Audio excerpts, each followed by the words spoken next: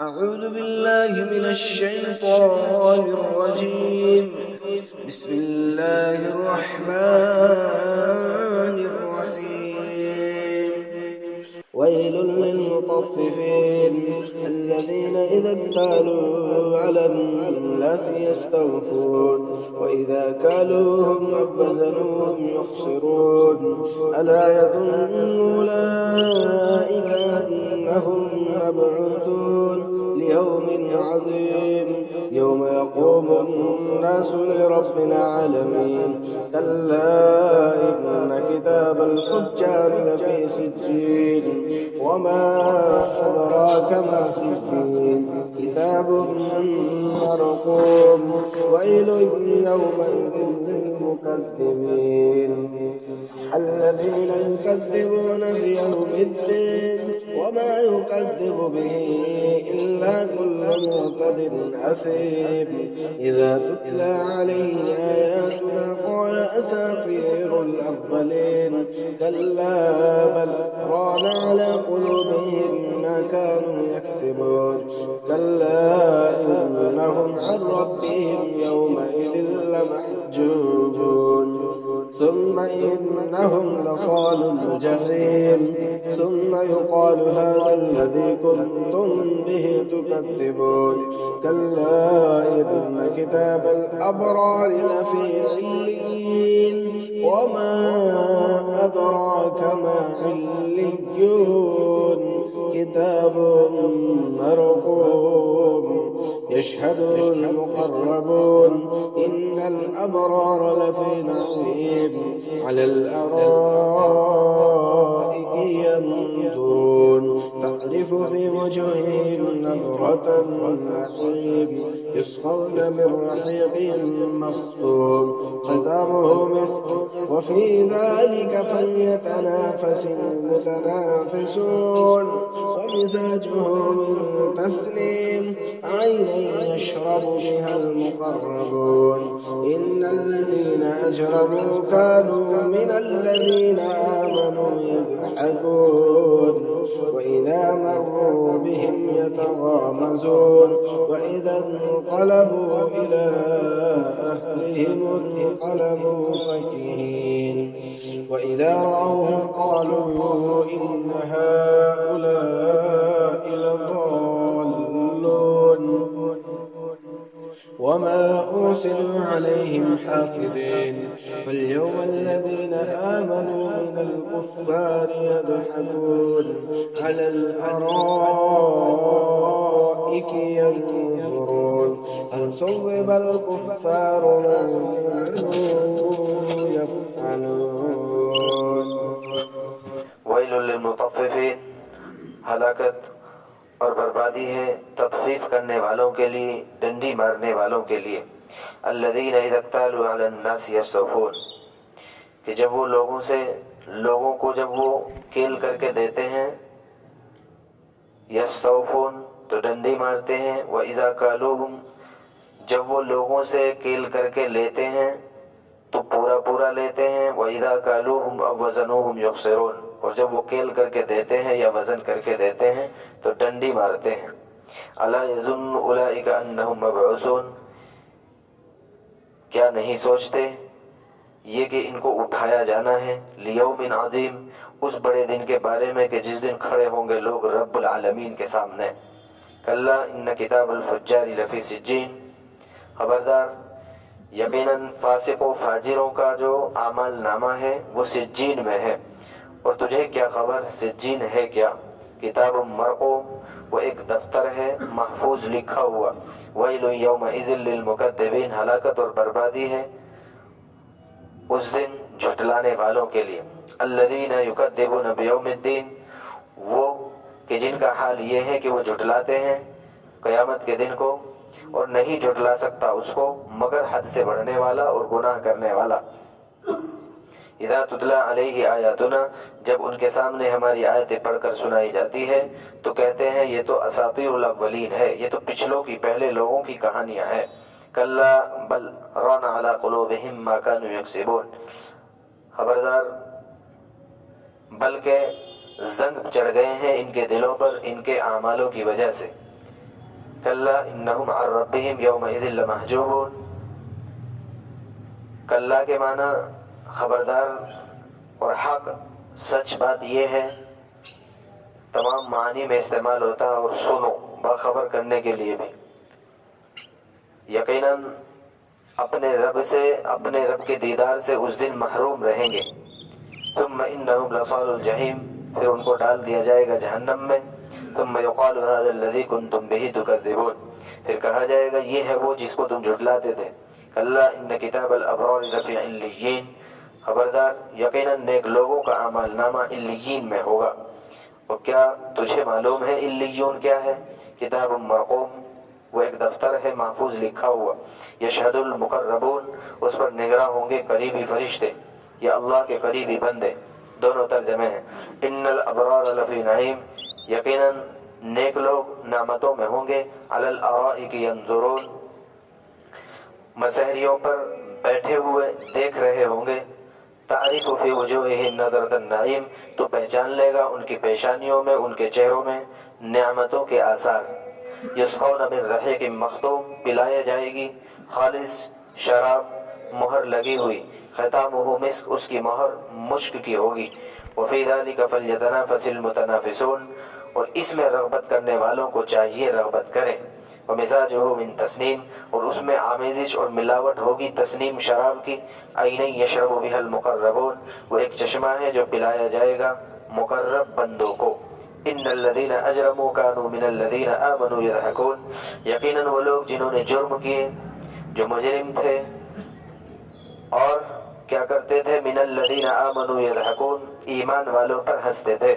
व इज़ा मर्रू बिहिम यतग़ामज़ून, और जब गुजरते थे उनके पास से तो आंखें मारते थे और आंखों से इशारे करते थे। व इज़ा इन्क़लबू इला अहलिहिम इन्क़लबू फ़कीहीन, और जब वो लौटते अपने घरों की तरफ तो लौटते बातें बनाते हुए। व इज़ा रअवहुम क़ालू इन्न हाउलाइ लज़ाल्लून, और जब वो उनको देखते तो यूं कहते कि ये लोग गुमराह है। वमा उरसिलू अलैहिम हाफ़िज़ीन, हालांकि हमने उन पर उनको निगरान नहीं बनाया। फ़ल्यौमल्लज़ीना आमनू मिनल कुफ़्फ़ार यज़हकून, उस दिन ईमान वाले कुफ़ार पर हंस रहे होंगे। अलल अराइकी यंज़ुरून, चारपाइयों पर और मसहरियों पर बैठे हुए मंजर देख रहे होंगे। हल सुव्विबल कुफ़्फ़ारु मा कानू यफ़अलून, अब पूरा हुआ बदला कुफ़ार का उनके कारनामों का। सूरतुल मुतफ़्फ़िफ़ीन इस सूरत का नाम है, इस एतबार से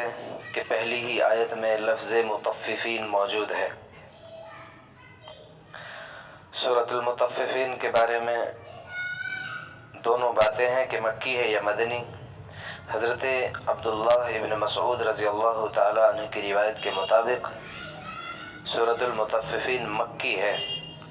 इसी वजह से बेशतर नुस्खों में मक्की ही तहरीर फरमाया गया है। हज़रत मुक़ातिल, हज़रत ज़हाक रज़ियल्लाहु ताला अन्हुम वगैरह के नज़दीक उनकी रिवायत के मुताबिक ये मदनी है। मगर बहरहाल इस सूरत की 8 आयतें मक्की है। सूरतुल मुतफ़्फ़िफ़ीन कब नाजिल हुई? हज़रत इब्न अब्बास रज़ियल्लाहु ताला अन्हु की रिवायत के मुताबिक जब हुज़ूर अकरम सल्लल्लाहु ताला अलैहि वसल्लम मदीना मुनव्वरा तशरीफ़ ले गए हैं तो मदीना में एक बहुत अहम बीमारी उनके अंदर फैली हुई थी कि वो तत्फ़ीफ़ करते थे। जब वो कोई सामान, आम रिवाज उस वक्त केल करके लेने का था, जब सामान लेते थे तो लेते वक्त तो मुकम्मल लेते थे, पूरा लेते थे। जब मसला आता था देने का तो उसमें वो डंडी मार देते थे। तो हज़रत इब्न अब्बास रज़ियल्लाहु ताला अन्हु की रिवायत के मुताबिक रसूलुल्लाह सल्लल्लाहु अलैहि वसल्लम जिस वक्त मदीना मुनव्वरा में तशरीफ़ लाए हैं वहाँ पर नुज़ूल के एतबार से पहली सूरत है सूरतुल मुतफ़्फ़िफ़ीन, कि जिसमें अल्लाह तबारक व तआला ने इनको धमकाया है और डांटा है और इस तमाम की तमाम हरकतों से बाज आ जाने का हुक्म दिया। बहरहाल रसूलुल्लाह सल्लल्लाहु ताला अलैहि वसल्लम ने वहाँ के बाज़ार के ऊपर नज़र डाली और आपने उनकी इस्लाह फरमाई। बहरहाल लोग इस बात से बाज आ गए कि वो डंडी मारें। डंडी मारने से बाज अल्हम्दुलिल्लाह ऐसे बाज आए कि کہ اللہ کا شکر ہے کہ آج تک بھی دنیا کی منڈیوں میں اور دنیا بھر کے اندر معروف و مشہور ہے، سعودیہ عربیہ اور خصوصاً بالخصوص مکۃ المکرمہ مدینۃ المنورہ کے اندر، وہاں کے لوگوں کے اندر پورا طور پر لوگوں کو دینے کا معاملہ، تطفیف صرف مال میں ہی نہیں بلکہ تطفیف ہر اعتبار سے ہر ایک چیز کے اندر داخل ہوگی۔ تطفیف مال میں اگر کوئی کسی طور پر کمی کرے گا، یہاں تک کہ اگر ایک شخص، آپ نے کسی کے ساتھ میں سودا کیا، معلوم کیا بھئی کتنا ریٹ ہے، لہذا طے ہو گیا 10 روپے کلو ہے، تو بہرحال اب 10 روپے کا جب طے ہو چکا ہے، اب اس میں ذرہ برابر بھی اگر وہ گڑبڑ کرے گا، کمی کرے گا، تو وہ اس کے اندر داخل ہے کہ جس کے لیے اللہ تعالیٰ نے سخت وعید بھی ارشاد فرمائی ہے۔ اور حقوق العباد ہو یا حقوق اللہ، دو ہی طرح کے حقوق ہے، حقوق العباد ہے یا حقوق اللہ ہے، تطفیف دونوں کے اندر دیکھی جائے گی۔ یہی وجہ تھی کہ حضرت عمر فاروق رضی اللہ تعالیٰ عنہ نے جب ایک شخص کو دیکھا کہ جلد بازی میں نماز پڑھ رہا تھا، آپ نے فرمایا تھا کہ آپ نے اللہ کے حق میں تطفیف کی ہے، اللہ کے حق میں ڈنڈی ماری ہے آپ نے۔ ایک ہے لوگوں کے حق میں ڈنڈی مارنا، لوگوں کے حق میں ڈنڈی مارنے کا مطلب چاہے تو وہ وزنی چیزوں میں ہو، چاہے کیل کر کے دی جانے والی چیزوں میں ہو، یا یہ کہ جس کا جو حق ہم پر تھا وہ حق ادا نہ کرنا، یہ بھی اس کے حق میں ڈنڈی مارنا ہے۔ حضرت شیخ عبد القادر جیلانی رحمۃ اللہ علیہ نے 2 واقعے اپنی کتاب غنیۃ الطالبین کے اندر تحریر فرمائے ہیں۔ ایک واقعہ تو یہ ہے کہ ایک بزرگ تھے، بہت نیک صالح انسان، انتقال کر گئے، تو دوسرے جب نیک صالح ساتھی نے ان کو خواب میں دیکھا تو معلوم کیا کیا بنا، تو ساتھی عرض کر رہے تھے کہ ہاں معاملہ تو بالکل نپٹ گیا تھا، میرا فیصلہ بھی ہو گیا تھا، لیکن جنت میں جب جانے کا مسئلہ آیا، اب جنت سے مراد کیا ہے؟ انسان کے مرتے ہی کیا جنت میں وہ چلا جاتا ہے؟ تو یہ معلوم تو یہ ہو رہا ہے، چونکہ حقیقت احادیث اور قرآن کی اگر دیکھتے ہیں تو یہی ہے کہ چونکہ ابھی تک جنت میں داخلہ تو کسی کا ہے نہیں، جنت میں تو معاملہ اخیر میں ہی ہوگا، جب قیامت قائم ہو جائے گی، انصاف ہو جائے گا، کون جنت میں جائے گا کون جہنم میں جائے گا۔ تو اس سے مراد جب بھی جہاں پر حدیث میں یا واقعات میں یہ مراد ہوتا ہے کہ جنت میں دیکھا گیا، یعنی راحتوں میں دیکھا گیا، جب اس راحت میں اور اس آرام میں اور اس جنت میں جانے کے لیے قدم بڑھایا تو مجھے روک دیا گیا، یہ کہہ کر روک دیا گیا کہ آپ نے فلاں پڑوسی سے ایک وقت میں ایک سوئی عاریت پر مانگی تھی، وہ سوئی آپ نے واپس نہیں کی تھی، آپ کا انتقال ہو گیا، جب تک آپ کی ورثہ اس سوئی کو اس پڑوسی کو واپس نہیں کر دیں گے اس وقت تک آپ داخل نہیں ہو سکتے۔ تو واقعی خوف اور خطرے کی بات ہے ہم لوگوں کے لیے کہ سوئی نہیں، جو لوگ پہاڑ کے پہاڑ ہی کھا جاتے ہوں، جو لوگ مشینوں کی مشینیں اور فیکٹریاں کی فیکٹریاں ہی جو ہے نگل جائے تو اس کا کیا معاملہ ہو۔ ایک اور اہم واقعہ انہوں نے تحریر فرمایا ہے، حضرت شیخ عبد القادر جیلانی رحمۃ اللہ علیہ، وہ تحریر کر رہے ہیں یہ واقعہ، انہوں نے دوسرا واقعہ یہ تحریر فرمایا ہے کہ ایک نیک صالح انسان اور تھے، دعوت ہوئی، دعوت کھانے کے بعد جب وہ واپس جا رہے تھے گھر کی طرف تو راستے میں کسی کھیت سے ایک تنکا نکالا، ایک تنکا لیا اور اس سے جاڑ کریدتے ہوئے چلے گئے۔ تو بہرحال انہوں نے بھی یہی بتایا خواب میں آنے والے شخص کو کہ مجھے روک دیا گیا اس بنیاد پر کہ اللہ تعالیٰ کی جانب سے یہ سوال کر دیا گیا کہ تم نے بغیر اجازت کے ان کی کھیت سے ایک چھوٹی سی جو ہے لکڑی جس کی کوئی بھی حیثیت نہیں ہے ہماری نظر میں، بہرحال آپ نے وہ بغیر اجازت کے لی تھی، اس کے لیے آپ کو اجازت نہیں دی جا سکتی۔ یقیناً حرام مال کا معاملہ بہت اہم ہے، ایک نوالا اگر پیٹ کے اندر حرام چلا جاتا ہے 40 دن تک دعا قبول نہیں ہوتی۔ 9 روپے 10 روپے کی ایک چیز ہم خرید رہے ہیں، 10 روپے کا ایک کرتا ہم نے خریدا ہے، اس میں 9 روپیے تو بالکل حلال تھے، 1 روپیہ حرام تھا۔ جب تک وہ کرتا جسم پر رہے گا،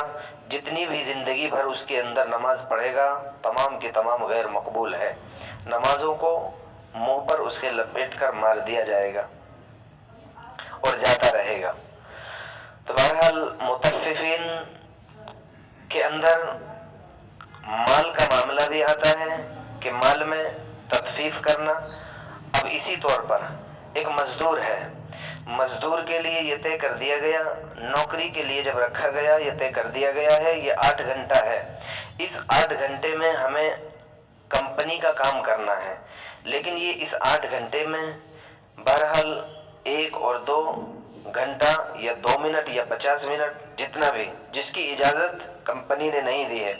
کچھ چیزوں کی بہرحال اجازت اگر لے لی گئی ہے، نماز کی اجازت آپ نے لے لی ہے، کھانے کی اجازت دے دی گئی ہے، آرام کی اجازت دے دی گئی ہے، اس کے بعد بھی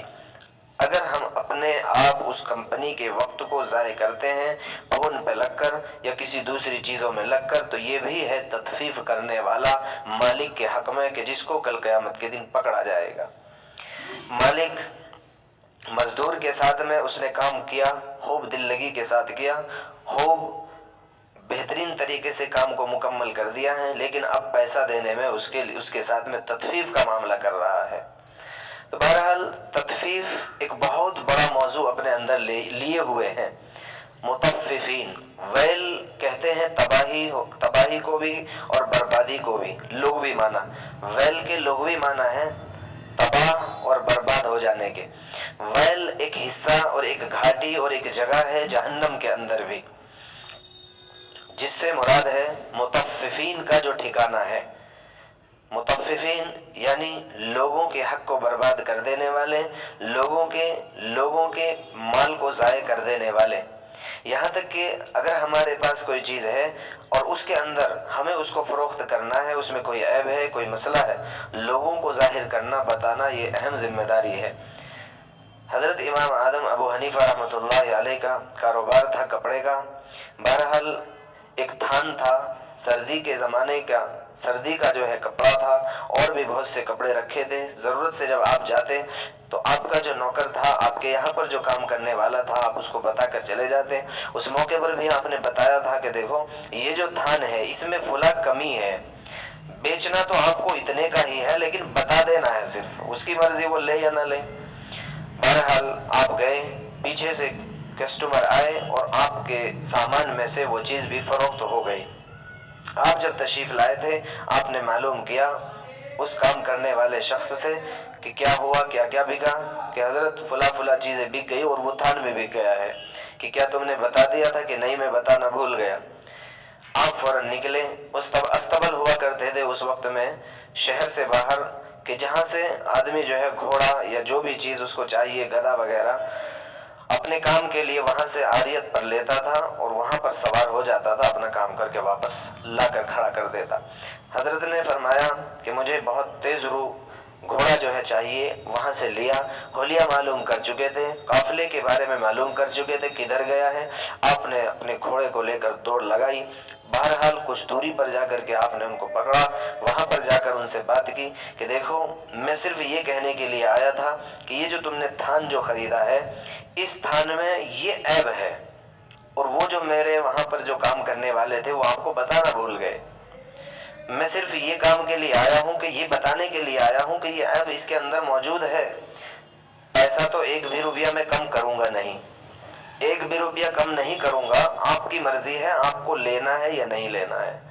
مال کی قیمت ہماری یہ ہے،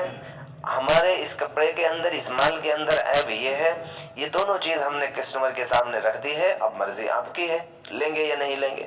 تو بہرحال یہ حلال طریقہ ہے کہ جس کو اللہ تعالیٰ شانہ نے اسلام کے ماننے والے اور ایمان کے ماننے والوں کو باقاعدہ حکم کے طور پر دیا ہے۔ یہ وہ بدبختی والی علامت تھی کہ حضرت شعیب علیہ السلام کی قوم کے اندر بھی آ گئی تھی، جو کہہ رہی تھی اصلاتک تأمرک ان نترک ما یعبد آباؤنا او ان نفعل فی اموالنا ما نشاء، کہ شعیب علیہ السلام یہ تو بتاؤ کہ آپ کی نماز ہی آپ کو یہ بات کا حکم دیتی ہے کہ ہمیں جو ہے روکتے رہتے ہو آپ ہمیں ہر چیز کے بارے میں، یہ کہ ہم اپنے معبودان جو ہمارے آبا و اجداد کے معبودان ہیں ان کی بھی عبادت نہ کریں، اور یہ کہ نفعل فی اموالنا ما نشاء، یہ مال تو ہمارا ہے، ہماری مرضی،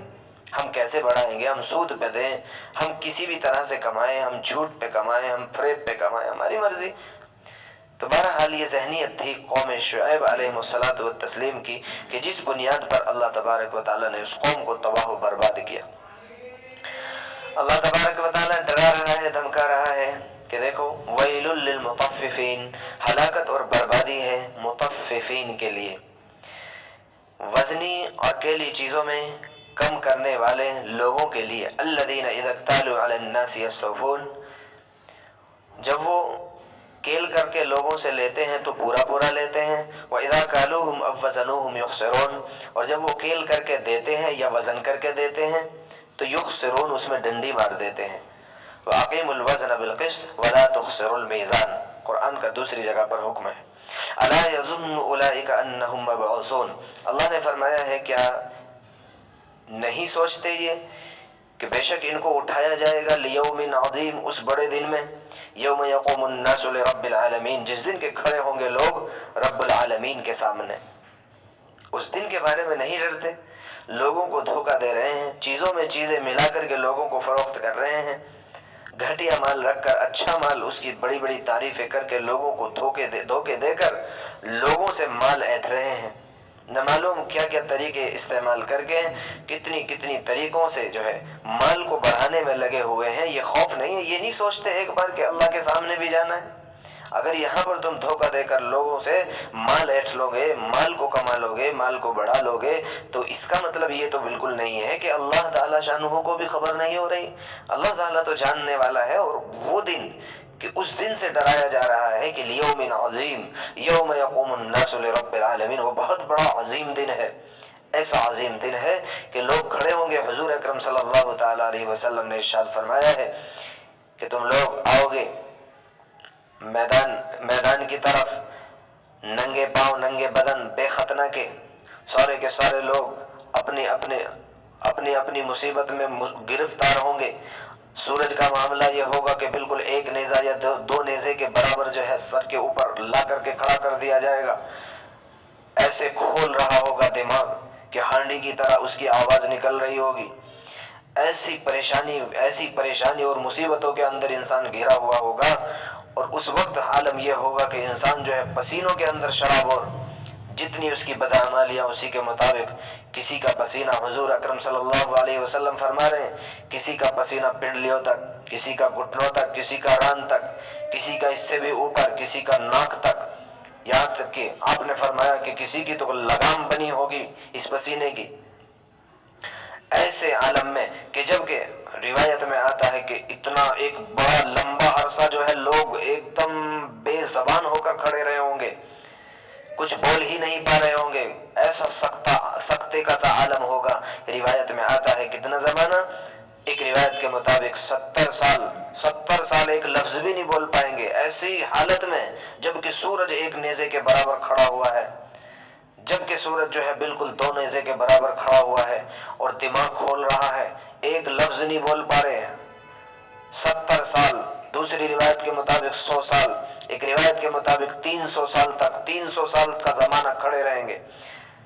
40,000 سال، 50,000 سال کا دن یہ آیا ہے لیوم عظیم، اس 50,000 سال والے دن کے اندر یہ کھڑے ہوں گے، ایک لفظ نہیں بول پائیں گے، 10,000 سال لگیں گے، جو ہے 10,000 سال لگیں گے، اس میں جو ہے اس کے بعد جو ہے انصاف میں، فیصلے میں فیصلہ ہوگا۔ تو اس دن کے بارے میں تو غور کریں، فکر کریں کہ وہاں کیا ہوگا۔ یہاں پر تو ہم لوگوں کو دھوکہ دے سکتے ہیں، یہاں پر تو ہیرا پھیری کر کے 3-5 کر کے جو ہے ہم مال کما لیں گے، ادھر ادھر کر کے لوگوں کو دھوکہ دے کر جو ہے ان کے مال، ان کی جیبوں سے مال کو جو ہے ہم نکال لیں گے۔ لیکن اس کا مطلب کیا یہ ہے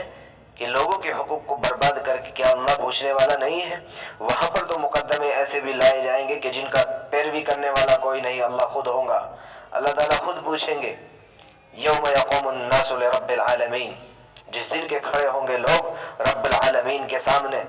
کب کپا رہے ہوں گے، رب العالمین کے سامنے کھڑا ہونا عام بات نہیں ہے۔ حضرات انبیاء علیہ الصلوۃ والتسلیم بھی ٹینشن اور پریشانی میں آ جاتے ہیں، یہاں تک کہ ہر ایک پیغمبر علیہ الصلوۃ والتسلیم کی اپنی اپنی معاملہ ہوگا۔ کیا کروں، آج ہے ہی معاملہ ایسا، چونکہ رب العالمین کا تخت سامنے موجود، اللہ جل جلالہ جلوہ افروز ہونے والے ہیں۔ ابھی انصاف کا معاملہ ہوگا، ابھی پوچھا جائے گا کیا کیا تھا، کہاں سے کمایا تھا، کہاں لگایا تھا، جوانی دی تھی تو کیا ہوا، زندگی دی تھی تو کیا کیا، ایمان دیا تھا تو کیا کیا۔ ہر ایک چیز کے بارے میں جب وہ سوال ہو رہا ہوگا، اولادیں ملی تھی ناچ گانوں کی طرف بھیج کر ان کی زندگیوں کو برباد کر دیا تھا، کتنی نسلوں تک ایمان کے قائم رکھنے کے ذمہ دار بنے تھے، ایک بھی نسل تک قائم نہ رکھ سکے تو یہ کیا ہوا، کیونکہ شاید میرے اپنے اندر جو ہے کھوٹ تھا، میرے اپنے اندر پانی مر رہا تھا، کیونکہ میں خود جو ہے اسلام کو نہیں جان پا رہا تو بچے کو کیا جان پائے، میری اپنی زندگی کے اندر ایمان کے لانے کی فکر نہیں تھی تو بچوں کی زندگی میں ایمان کیسے۔ کلا ان کتاب الفجار لفی سجین، خبردار سنو، یقیناً فساق اور فاجر یعنی کفار کا جو نام اعمال ہوگا وہ سجین مقام کے اندر ہوگا۔ وما ادراک ما سجین، اور اے مخاطب تجھے کیا پتا سجین ہے کیا چیز، تجھے کیا معلوم سجین ہے کیا، کتاب مرقوم، وہاں پر لکھا ہوا محفوظ ہے، ویل یومئذ للمکذبین، ہلاکت اور بربادی ہوگی اس دن جھٹلانے والوں کے لیے، ایسے جھٹلانے والے کہ الذین یکذبون بیوم الدین، جو جھٹلاتے ہیں قیامت کے دن کو، وما یکذب بہ الا کل معتد اثیم، اور نہیں جھٹلاتے اس کو مگر حد سے بڑھنے والے اور گناہ گار، جو حد سے زیادہ بڑھنے والے ہیں وہی جھٹلا پاتے ہیں، ورنہ تو ذرا سی بھی اگر عقل ہے، ذرا سا بھی اگر سوچ رکھتا ہے، ذرا سی بھی اگر عقل سلیم رکھتا ہے تو وہ اس بات کے اوپر مصر نہیں رہ سکتا کہ نہیں قیامت کا دن نہیں ہوگا، وہ اس بات ہی کا اقرار کرے گا نہیں موجود ہے، چونکہ ایسا ہو ہی نہیں سکتا انصاف نہ ہو۔ انصاف تو دنیا میں بھی ہوتا ہے، تو ظاہر سی بات ہے ایک انسان جب زندگی گزار کر جا رہے ہیں تو انصاف نہ ہو، یہ کیسے ہو سکتا ہے، ایسا ممکن ہی نہیں۔ اذا تتلی علیہ آیاتنا قال اساطیر الاولین، جب تلاوت پڑھ کے سنائی جاتی ہے ان کے سامنے ہماری آیتوں کو تو وہ تو یوں کہتے ہیں کہ اساطیر الاولین، یہ تو پرانے لوگوں کی کہانیاں ہیں، یہ محمد صلی اللہ علیہ وسلم جو سنا رہے ہیں یہ سب تو پرانے لوگوں سے پڑھ کر یا سن کر یا ادھر ادھر کی باتیں جو ہے یا اپنے آپ سے لا کر کے ہمارے لوگوں کے سامنے رکھ دیتے ہیں۔ کلا بل ران علی قلوبہم ما کانوا یکسبون، بات یہ نہیں ہے کہ یہ جھٹلا جو رہے ہیں، کیوں جھٹلا رہے ہیں، اس لیے جھٹلا رہے ہیں کہ یہ اعتدال والے نہیں ہیں، یہ حد سے بڑھنے والے ہیں اور گناہ گار فساق اور فاجر ہیں، کذاب ہیں، جھوٹے ہیں۔ کلا بل ران علی قلوبہم، اصل بات یہ ہے کہ ان کے دلوں پر مہر لگ چکی ہے، زنگ آ گیا ہے۔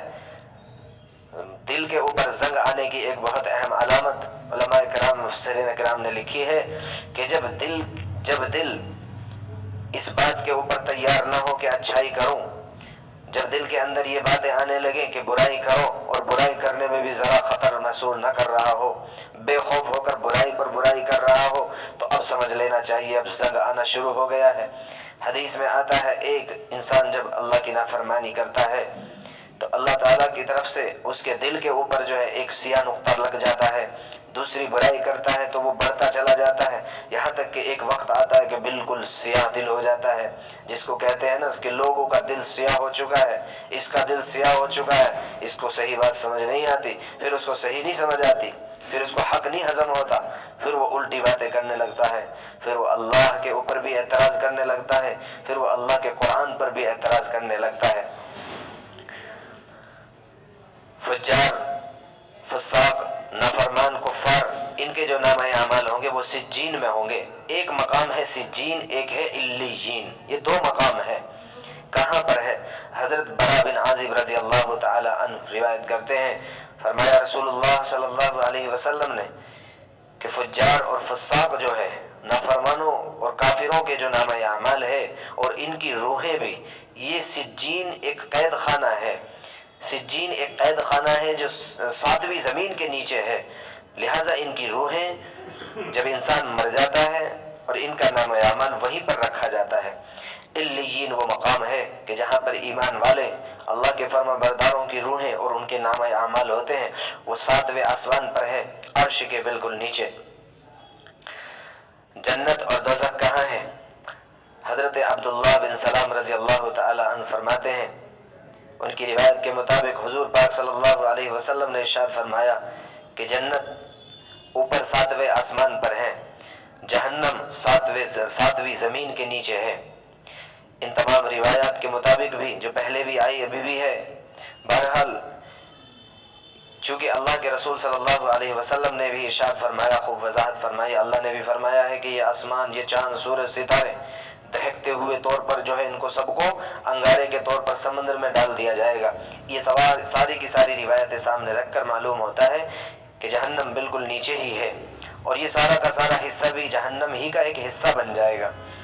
چونکہ روایت میں ہے کہ یہ سورج، چاند، سورج، ستارے، یہ سارے کے ساروں کو سمندر میں ڈال دیا جائے گا۔ اس کے بعد ایک ہوا چلائی جائے گی جس کی وجہ سے یہ پورا کا پورا ایک دہکتا ہوا، ایک شعلے مارتا ہوا جہنم بن جائے گا، پورا کا پورا سمندر۔ عرض کیا تھا صحابہ اکرام نے، یا رسول اللہ صلی اللہ علیہ وسلم، اللہ نے فرمایا ہے وَجِیءَ یَوْمَئِذٍ بِجَہَنَّمَ، جہنم کو لایا جائے گا، کو کہاں سے لایا جائے گا؟ فرمایا 7ویں زمین کے نیچے سے جہنم کو لایا جائے گا۔ تو بہرحال 7ویں زمین کے نیچے سے مطلب یہی ہے کہ پورا کا پورا جو دریا ہے، پورا کا پورا سمندری جو علاقہ ہے، یہ مطلب نکالا ہے علماء اور مفسرین کرام نے۔ کلا بل ران علی قلوبہم ما كانوا یکسبون کلا انہم عن ربہم یومئذ لمحجوبون، خبردار یقیناً وہ اپنے رب کے دیدار سے اس دن محروم ہوں گے۔ اس سے معلوم ہو رہا ہے کہ دیدار، رب کا دیدار کی جستجو اور رب کو راضی کرنے کی جستجو ہر انسان کے اندر فطری طور پر اللہ نے رکھی ہے، چاہے وہ ایمان والا ہو چاہے وہ غیر ایمان والا ہو۔ چونکہ ظاہر سی بات ہے اگر کسی کے اندر یہ جستجو ہو ہی نہیں کہ میں اللہ کو دیکھوں تو نہ دکھانا اس کے لیے کوئی مشکل نہیں ہے۔ ایک آدمی کو ایک چیز کو دیکھنے کی چاہت ہے لیکن اس کو نہ دکھایا جائے تو اس کے لیے ٹینشن اور عذاب ہے یہ، لیکن جس کو اس کی چاہت ہی نہ ہو تو اس کے لیے یہ عذاب نہیں ہے۔ حالانکہ یہاں پر اللہ فرما رہے ہیں یہ بھی ایک طرح کا عذاب ہے ان کے لیے کہ ان کے رب کا دیدار ان کو بالکل نہیں کرایا جائے گا۔ تو اس بنیاد پر معلوم ہو رہا ہے کہ اللہ نے فطری طور پر ہر انسان میں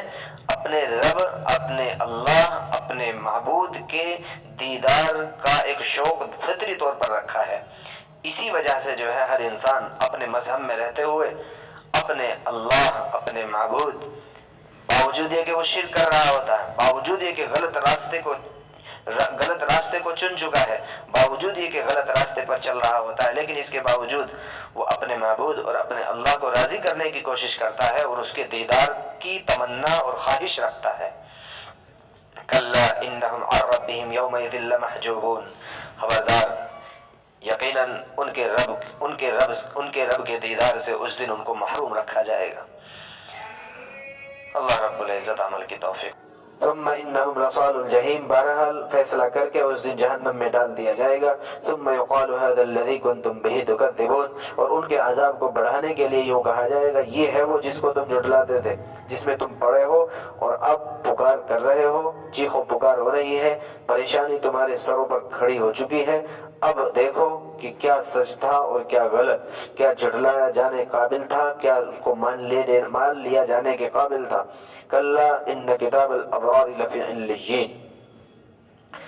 آگے اللہ تبارک و تعالی نے نیک لوگوں کے نام اعمال کو ارشاد فرمایا ہے، کلا، اور یقیناً سچ بات یہ ہے کہ بے شک نیک لوگوں کا نام اعمال علیین میں ہوگا۔ وما ادراک ما علیون، اے مخاطب کیا تجھے معلوم ہے علیون ہے کیا؟ کتاب مرقوم، ایک دفتر ہے محفوظ لکھا ہوا، یشہدہ المقربون، اس پر قریبی فرشتے نگراں ہے، دیکھ رہے ہیں۔ علیین کیا ہے اور سجین کیا ہے؟ حضرت براء بن عازب رضی اللہ تعالی عنہ کی ایک طویل حدیث ہے جس کا مفہوم یہ ہے، فرماتے ہیں اللہ کے رسول صلی اللہ علیہ وسلم نے ارشاد فرمایا کہ جب کسی نیک بندے کی روح کو قبض کرنے کا حکم ہوتا ہے اللہ تعالی شانہ کا، تو اس کے روح کے قبض کرنے کے لیے فرشتوں کی ایک بڑی جماعت اس کے پاس موجود ہوتی ہے، تحت نگاہ اس کے ارد گرد بیٹھ جاتے ہیں، بہت خوبصورت چہرے والے، नूरानी चेहरों वाले फरिश्ते। उसके बाद हजरत मलकुल मौत तशरीफ लाते हैं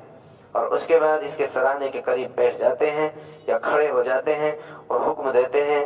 ए अल्लाह की फर्मा बरदार रूह, अल्लाह की रजामंदी की तरफ निकल आ, चली आ। बहरहाल वो रूह निकल आती है ऐसे तरीके से, ऐसे आसानी के साथ कि जैसे घड़े से, फरमाया हुजूर सल्लल्लाहु अलैहि वसल्लम ने, जैसे घड़े से एक एक कतरा पानी का जो है आराम से निकल आता है, वैसे ही ये रूह आराम के साथ बाहर निकल आती है। इसके बाद जैसे ही वो रूह हजरत मलकुल मौत अलैहिस्सलाम के हाथ में आती है तो एक पलक झपकने के बकदर भी वक्त ज़ाय नहीं करते। वो फरिश्तों की जमात जो मौजूद होती है फौरन उनके हाथों से ले लेते हैं और उनके पास कफन होता है, उनके पास खुशबू होती है, उस खुशबू और उस कफन के अंदर उस रूह को रखते हैं और लेकर के चलते हैं पहले आसमान की तरफ। पहले आसमान पर पहुंचने से पहले आवाज लगाई जाती है, लिहाजा वहां से आवाज आती है कौन कि फुला इब्ने फुला है, फुला का बेटा, उसका इंतकाल हो चुका है, उसकी रूह को ऊपर ले जाने का हुक्म है। बहरहाल उसके लिए दरवाजे खोले जाते हैं, तारुफ कराया जाता है हर एक फरिश्तों को, हर एक आसमान पर फरिश्तों को तारुफ कराया जाता है, फुला इब्ने फुला है। जिस आसमान पर आप वो रूह जाती है उस आसमान के करीबी फरिश्ते, मुअज़्ज़ज़ और मुअज़्ज़म फरिश्ते उस आसमान के आखिरी किनारे तक, दूसरे आसमान के दरवाजे तक इस्तकबाल के तौर पर उसके साथ जाते हैं।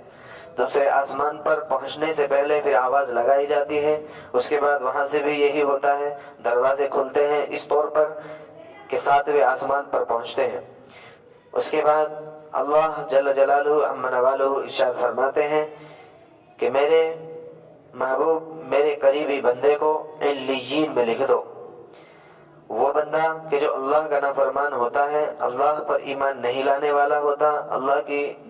फर्माबरदारी के बगैर और अल्लाह की नाफरमानी के साथ जिंदगी गुजार कर जा रहा होता है, जब उसका आखिरी वक्त होता है, बहुत ही अजीब सी शक्ल वाले फरिश्ते इसके इर्द गिर्द बैठ जाते हैं। ताहद निगाह, जहां तक ये देख पाता है वही बदसूरत से फरिश्ते जो है नजर आ रहे होते हैं,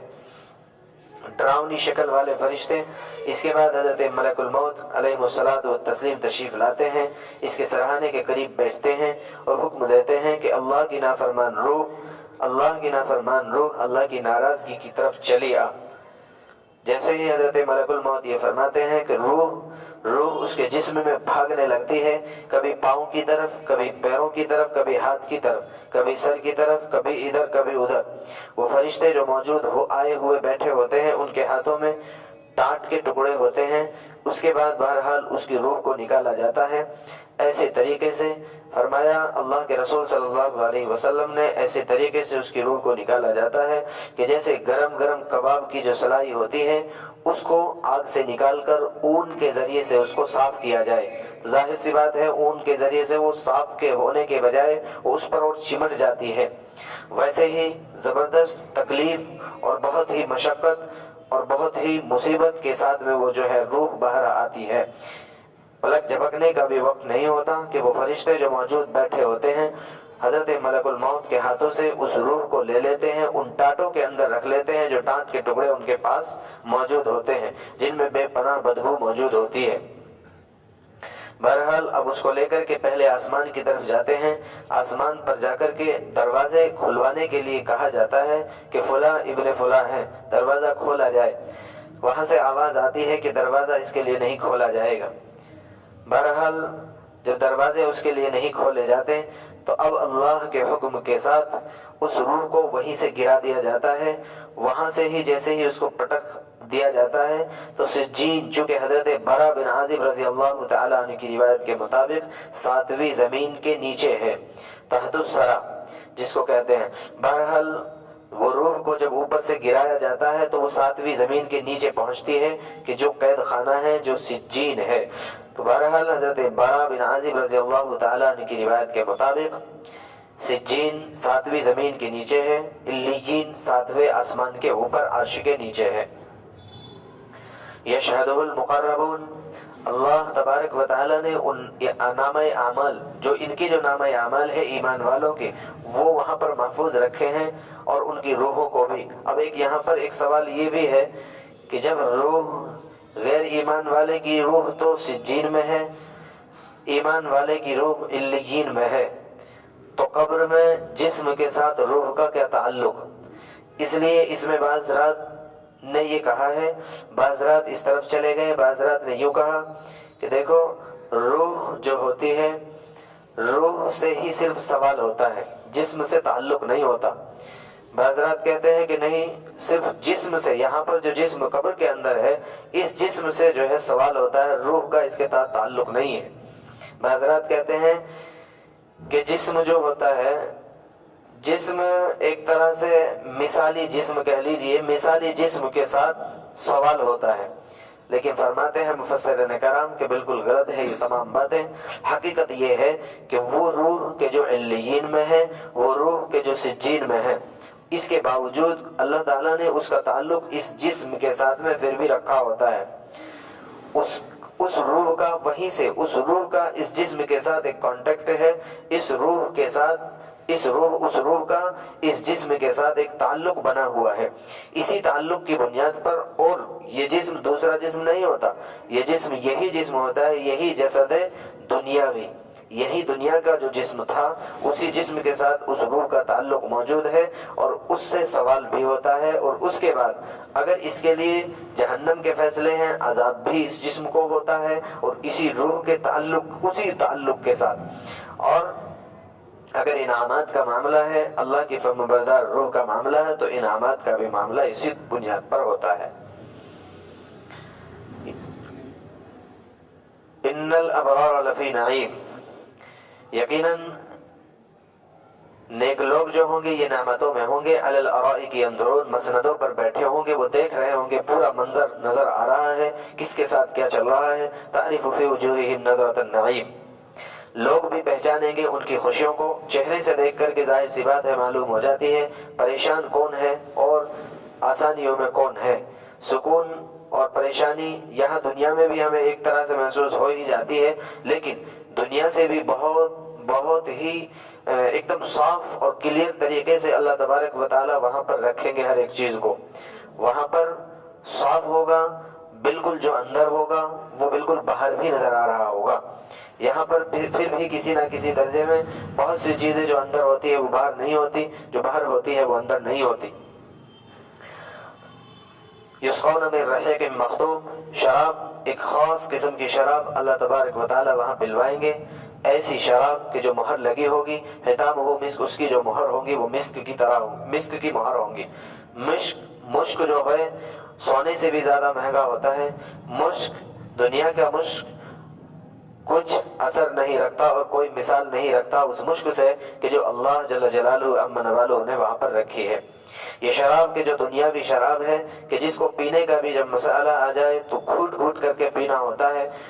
یہاں تک کہ شروع میں تو لوگوں کو بہت بری بھی لگتی ہے، اور اس کے باوجود کتنا بھی کسی کو اچھا بھی لگ جانے لگے، اس کے باوجود بدبو اس کی کہیں گئی نہیں، بدبو اور اس کی جو بو ہوتی ہے وہ بہت ہی عجیب ہوتی ہے، اور ایک انسان کو، جیتے جاگتے انسان کو وجود سے عدم میں لے جانے والی ہوتی ہے یہ شراب۔ اللہ تبارک و تعالیٰ نے ایک چھوٹی سی زندگی میں، ایک 40، 50 اور 60 سال کی زندگی میں اللہ تعالیٰ نے ایک حکم دے دیا ہے، اس پیریڈ میں، اس وقت میں اس بہت گندی سی شراب سے اپنے آپ کو بچا لو گے تو بہت ہی پاکیزہ شراب ہم تمہیں پلانے والے ہیں۔ وہ شراب کیسی شراب ہوں گی، اس شراب کی آگے تفصیل سے بھی پہلے اللہ نے ایک جملہ ارشاد فرما دیا بیچ میں، وَفِي ذَلِكَ فَلْيَتَنَافَسِ الْمُتَنَافِسُونَ،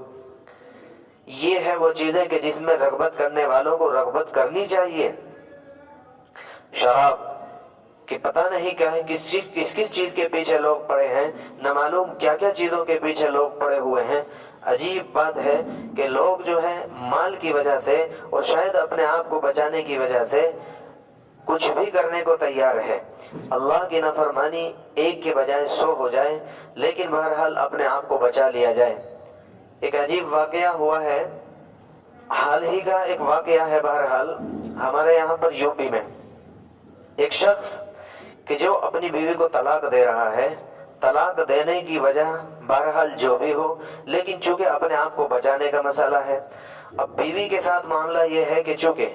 بیوی کا معاملہ یہ ہے کہ بیوی کیا کرے گی، اب آ کر کے جو ہے ہم پہ جو ہے دفعہ ڈال دے گی اور جو ہے کیس ڈال دے گی، وہ ہم سے پیسہ لے لے گی۔ یہ صرف اس سے بچنے کے لیے اس نے کیا کیا کہ ایک اپنی ہی بچی کو جو ہے قتل کر دیا،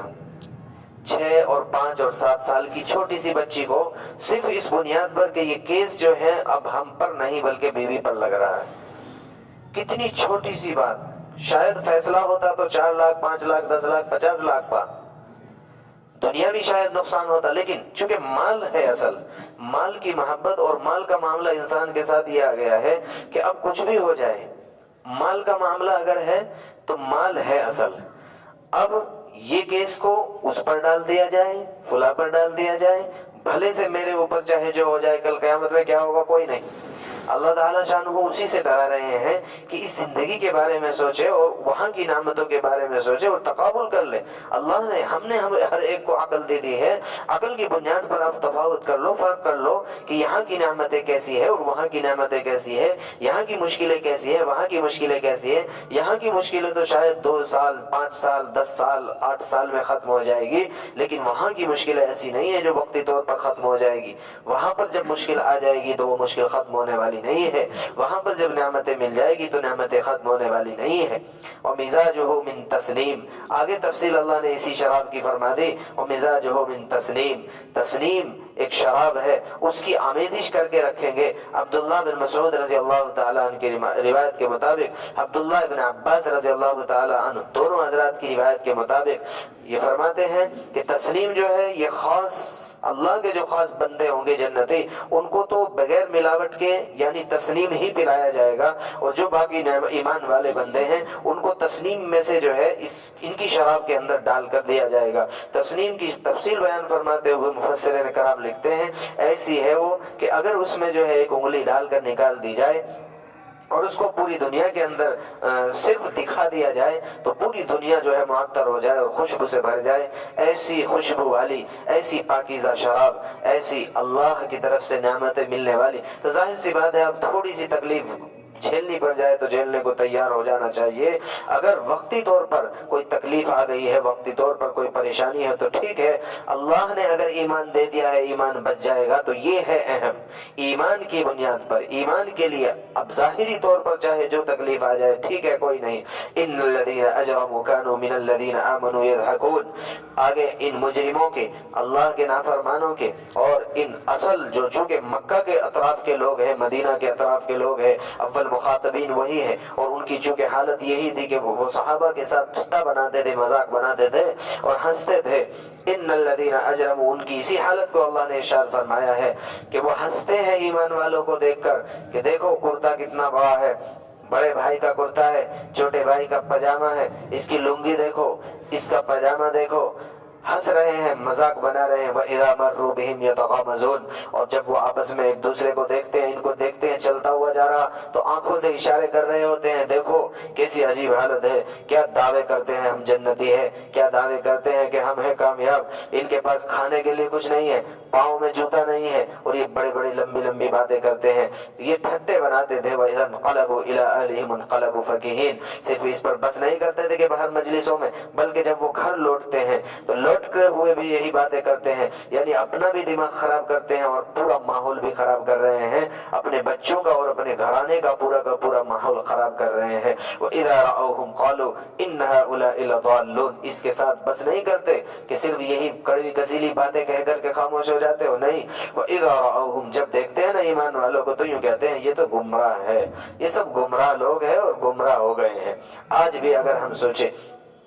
ایک دوسرے کو، ایک ایمان والا دوسرے ایمان والے کو گمراہ، ایک ایمان والا دوسرے ایمان والے کو کفر کے فتوے لگا رہا ہے، اس ساری کی ساری چیزوں میں وہ سب بھی داخل ہو جائیں گے اگر کوئی بھی شخص ایک ایمان والے کو کفر کا فتویٰ لگاتا ہے یا کافر کہتا ہے۔ اللہ کے رسول صلی اللہ علیہ وسلم نے ارشاد فرمایا ہے، اس میں بہت محتاط رہنے کی ضرورت فرمائی ہے، کفر ایک ایسی چیز ہے کہ جو عود کرنے والی چیز ہے، لوٹتا ہے۔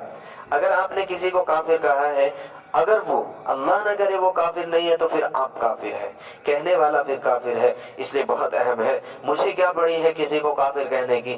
اللہ جانتا ہے، اللہ جانتا ہے، اللہ کا معاملہ ہے، اس کا معاملہ ہے، لہذا میرا تو کوئی فائدہ نہیں ہونے والا۔ اگر اللہ نہ کرے اگر وہ کافر ہوا بھی تو بھی مجھے کیا ملنے والا ہے، اگر اللہ نہ کرے پھر وہ کافر نہ ہوا تو میرے لیے تو زندگی برباد ہو گئی۔ تو لہٰذا ایسی چھوٹی چھوٹی چیزوں میں، ایسی ذرا سی چیزوں میں، چھوٹی چھوٹی چیزوں میں، چھوٹے چھوٹے مسائل میں لوگوں پر گمراہی کے فتوے، لوگوں پر جو ہے اگر آمین ہی کا مسئلہ آ گیا تو آمین آپ آواز سے کیوں کہہ رہے ہیں، آپ رفع یدین کیوں کر رہے ہیں، آپ ہاتھ وہاں پر کیوں باندھ رہے ہیں، آپ یہ کیوں کر رہے ہیں، یہ ساری کی ساری چیزوں کو لے کر کے ایک دوسرے پر فتوے لگا کر کے جو ہے اپنی عاقبت اور اپنی آخرت کو خراب کر رہے ہیں۔ وَإِذَا رَأَوْهُمْ قَالُوا إِنَّ هَؤُلَاءِ لَضَالُّونَ، گمراہی کے فتوے نہ لگائیں۔ وَمَا أُرْسِلُوا عَلَيْهِمْ حَافِظِينَ، چونکہ اللہ کہتے ہیں ہم نے تم کو نگرانی بنایا، ہم تم سے نہیں پوچھنے والے۔ اللہ تعالیٰ تھوڑا ہی نا ہم سے پوچھیں گے کہ بھائی بتائیے آپ کیا کیا کرنا ہے، کس کے ساتھ کیا ہونا ہے، یہ تو کسی سے نہیں پوچھا جائے گا، یہ تو اللہ کی اپنی مرضی ہے۔ اللہ تعالیٰ شانہ پتہ نہیں کس بنیاد پر کس کو معاف کریں، پتہ نہیں کس بنیاد پر کس کو جو ہے پکڑ لے، رب العالمین کا معاملہ ہے، اس کی اپنی ذاتی مرضی ہے، وہ مالک الملک ہے۔ فَالْيَوْمَ الَّذِينَ آمَنُوا مِنَ الْكُفَّارِ يَضْحَكُونَ، اس دن ایمان والے کفار پر ہنس رہے ہوں گے۔ اب پتہ چلے گا ان لوگوں کو علی الارائک ینظرون، جب دیکھیں گے یہی لوگ کہ جو ٹخنوں سے اوپر پاجامہ رکھنے والے تھے، جن کا پاجامہ اوپر ہوتا تھا، جن کی پینٹ اوپر ہوتی تھی، جن کا کپڑا اوپر ہوتا تھا، یہی لوگ تو کامیاب دکھائی دے رہے ہیں۔ یہی لوگ کہ جن کو ہم ہنستے تھے، جن کو ہم نہ معلوم کیا کیا فکر کیا کیا جملے ہم ان پر کستے تھے، یہی لوگ تو آرام سے زندگی گزارنے والے ہو گئے۔ یہ تو ہمارے سامنے مسحریوں پر اور سونے چاندی کے محلوں میں بیٹھے ہوئے ہیں، ہمیں جو ہے دیکھ رہے ہیں کہ یہ کیا ہے۔ هل ثوب الكفار ما كانوا يفعلون، اب بدلہ پورا ہوا کفار کا ان کے کارناموں کی وجہ سے۔ اللہ تبارک و تعالی عمل کی توفیق مرحمت فرمائے، اللہ بہتر سمجھ ہمیں عطا فرمائے، اللہ ایک دوسرے کے لیے اچھے جذبات رکھنے کی توفیق عطا فرمائے، اچھے اخلاق ہمیں عطا فرمائے، برے اخلاق سے ہم سب کی حفاظت فرمائے۔ سبحان اللہ وبحمدہ، سبحانک اللہم وبحمدک، ونشہد ان لا الہ الا انت، ونستغفرک ونتوب الیک۔ سبحان ربک رب العزت عما یصفون، وسلام علی المرسلین، الحمد للہ۔